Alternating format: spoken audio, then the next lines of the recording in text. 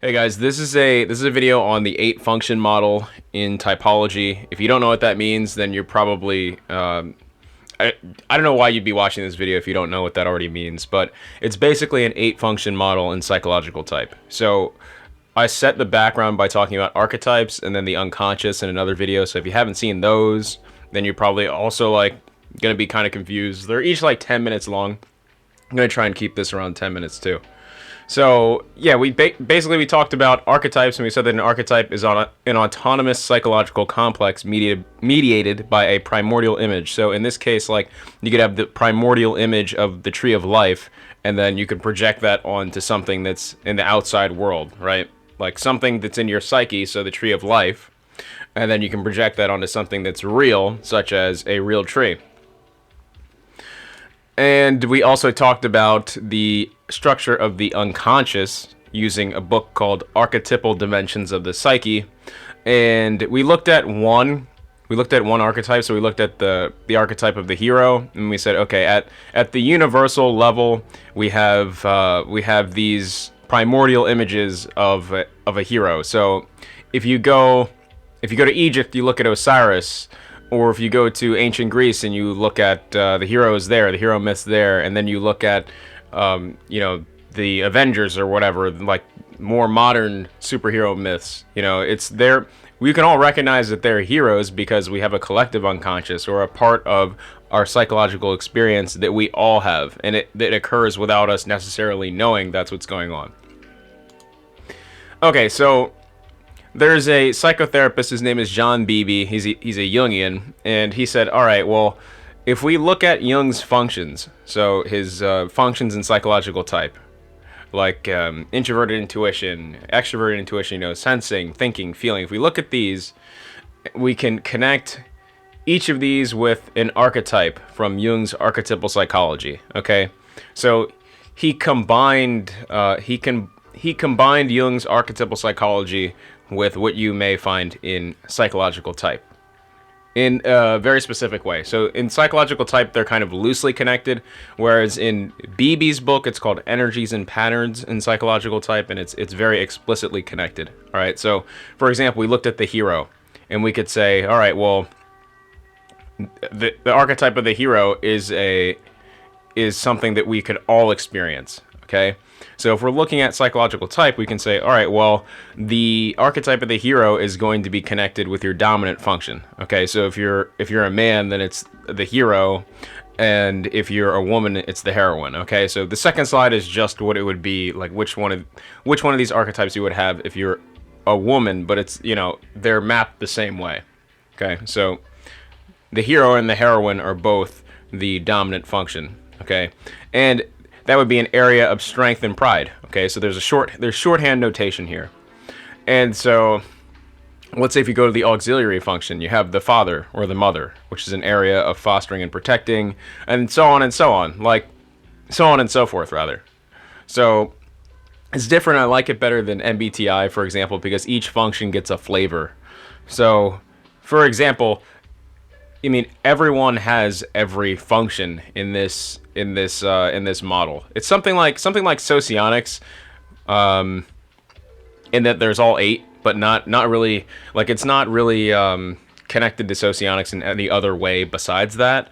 But there's all 8. Whereas in MBTI there isn't all 8. It's just like, okay, well, if you're somebody, let's say you're an introverted feeler, you just don't have introverted thinking in Myers-Briggs. So in the 8 function model, you could say, okay, well, somebody with heroic introverted feeling experiences demonic or daemonic introverted thinking, whereas introverted thinking for them is an area of undermining and redemption.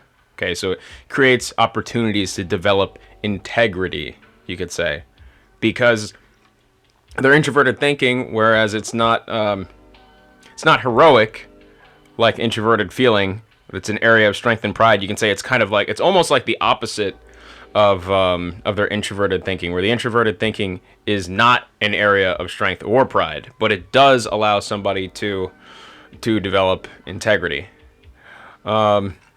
I mean, there's a lot of these. Like, for example, you can say, okay, well, if we look at the puer or puella, it's an area of immaturity and play, and it's characterized by an endearing, vulnerable child who copes by improvising. If you look then at the trickster, which is like the shadow of this of the puer or puella, or like eternal child, like the puer eternus. If you look at the shadow of that, then you have the trickster. It's an area of manipulation and paradox, and it's the opposite of being sincere. Whereas the vulnerable child is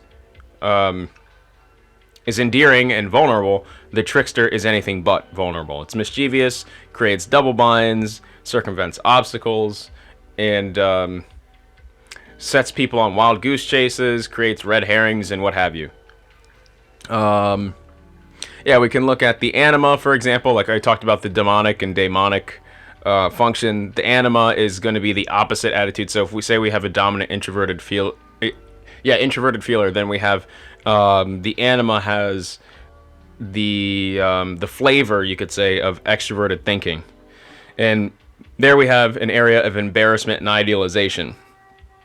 So if you know a little bit more about these archetypes by reading archetypal psychology books, then they make a little bit more sense. But it's also very useful when typing people to just have this shorthand here, because it's like, all right, there's a whole literature on some of these archetypes, like for example the anima and the animus. But if you know that it's an area of embarrassment and idealization, and you know someone that you're typing, or you're very familiar with the functions from psychological type, then you can put 2 and 2 together. Instead of with the Myers-Briggs, it gives you very specific prescriptions.